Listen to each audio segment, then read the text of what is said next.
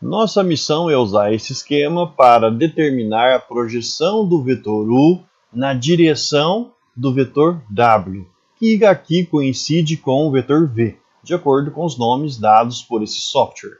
Então, eu tenho aqui o vetor U, eu vou escrever aqui maior, vetor U. Esse daqui que começa no A e termina no C é o vetor W, eu vou denotar aqui assim. E o vetor V é justamente esse aqui de baixo, ó, que começa no A e termina no D. É a projeção do U na direção do W, que eu vou denotar dessa maneira aqui. O V, ele é a projeção do vetor U na direção do vetor W. Vou denotar assim.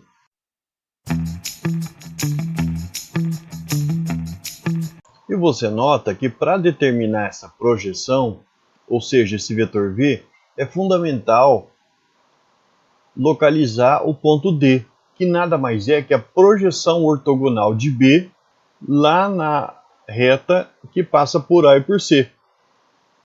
Isso quer dizer que esse triângulo ADB é um triângulo retângulo com o ângulo reto aqui no vértice D. Pense bem, a projeção do B aqui na reta que passa por A e por C é uma projeção ortogonal. Então a reta BD ela é perpendicular à reta AC. E por isso essas duas vão formar 4 ângulos retos, por ser justamente uma projeção ortogonal. Isso gera esse triângulo, que é um triângulo retângulo, e por sua vez, com a ajuda da medida desse ângulo alfa aqui e de alguns outros conceitos, a gente consegue calcular ou determinar a projeção do U na direção do W.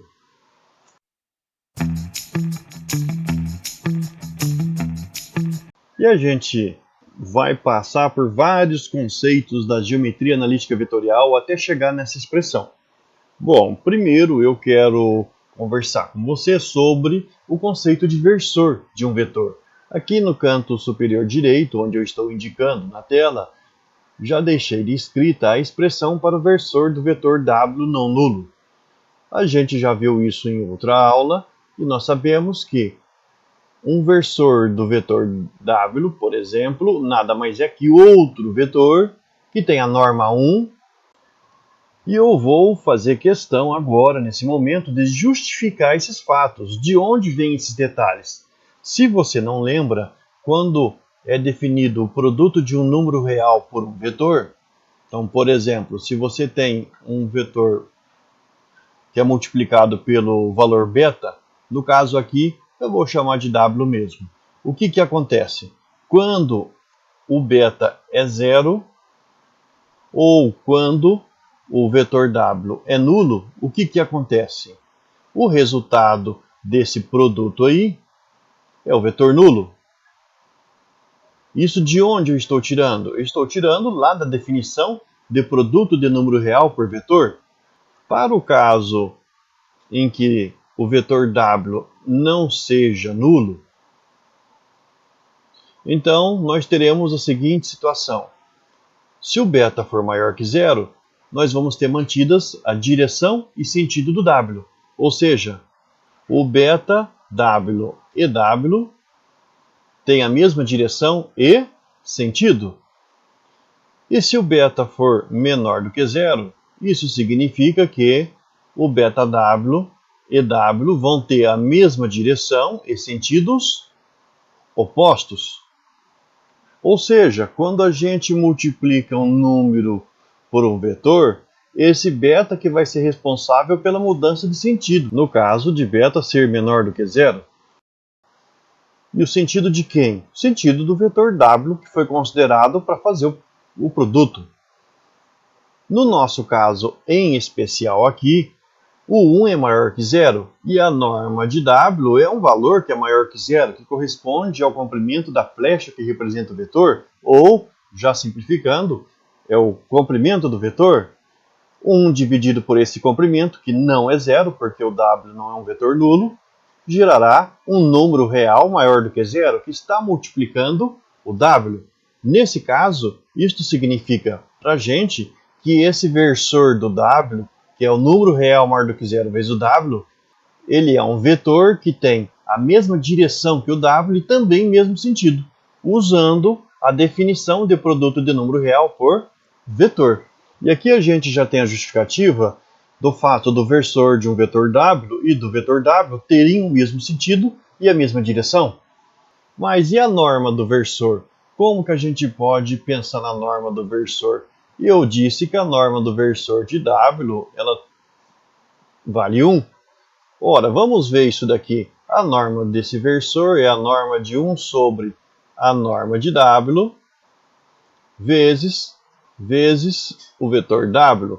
Por definição, quando a gente trata da mesma definição do produto de número real por vetor, a gente sabe que a norma do número real vezes um vetor, ou a norma do vetor gerado pelo produto do número real pelo vetor, vai ser igual ao módulo do número real vezes a norma do vetor. Isso também, por definição, lá do produto de número real por vetor. Nesse caso aqui, vamos usar esse conceito e nós teremos o módulo de 1 sobre a norma de W vezes a norma do vetor W. Eu acabei de usar de novo a definição lá do produto de número real por vetor.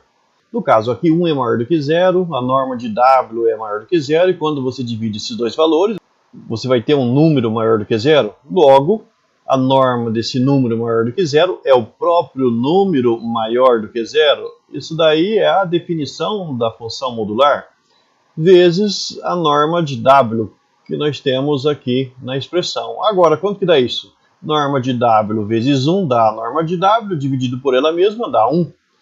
Então esse versor do W, ele é um vetor que tem a mesma direção, sentido do vetor W e ainda tem o comprimento igual a 1. E qual que é a vantagem disso para a gente? A vantagem disso é que eu consigo produzir qualquer outro vetor a partir desse versor, mantendo a direção do W, mantendo o sentido do W e controlando o comprimento. Então, por exemplo, se eu multiplicar esse versor por 2, eu vou ter um vetor que tem o mesmo sentido e direção do W e comprimento 2, uma vez que esse vetor aqui, versor, é unitário. Se a gente precisar de um vetor que tenha a norma 1,5 e tenha a mesma direção e sentido do vetor W, então a gente pode pegar esse versor do W e multiplicar por 1,5.